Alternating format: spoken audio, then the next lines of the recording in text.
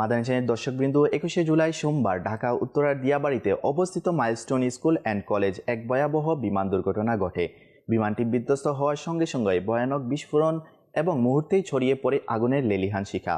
আগুনে দগ্ধ হয়ে অসংখ্য শিক্ষার্থী, শিক্ষক ও সাধারণ মানুষ। এই ঘটনায় বিমানের পাইলট সহ বহু শিক্ষার্থী নিহত হয়, আহত হয় অসংখ্য কোমলমতি শিশু।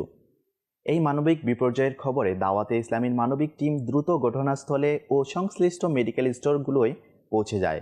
আহতদের রক্তদান ও স্বজনদের পাশে থেকে মানবিক সহায়তা প্রদান করেন। মাটির ঘর মাটির বাড়ি মাটির হবে বিছানা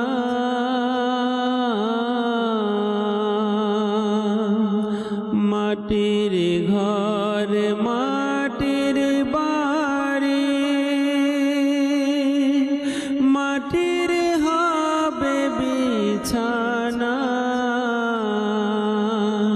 আসছো একা যাইবা একা সঙ্গে কেহ যাবে না। প্রিয় ইসলামী ভাইরা, আমরা আছি এখন জাতীয় বাণী ইউনিটে, যেখানে আমরা শুনেছি উত্তরাতে একটা প্লেন বিধ্বস্ত হয়েছে। বিভিন্ন রুগীদের যারা পুড়ে গেছে, যাদের আশঙ্কাজনক অবস্থা অনেক খারাপ, তাদেরকে নিয়ে আসছে বাণী ইউনিট। এখানে আমরা আসার পরে আমাদের FGRF-এর পক্ষ থেকে একটা টিম এসেছে, রক্তদান দেওয়ার জন্য চেষ্টা করেছে, কিন্তু এখানে পর্যাপ্ত পরিমাণ রক্ত মজুদ আছে। আমরা যখন এখানে আসলাম তখন আমরা জানতে পারলাম যে এখানে ব্লাড সম্পূর্ণ কালেক্ট করা হয়ে গিয়েছে, তো আমরা আমাদের লিস্ট জমা দিয়ে দিয়েছি।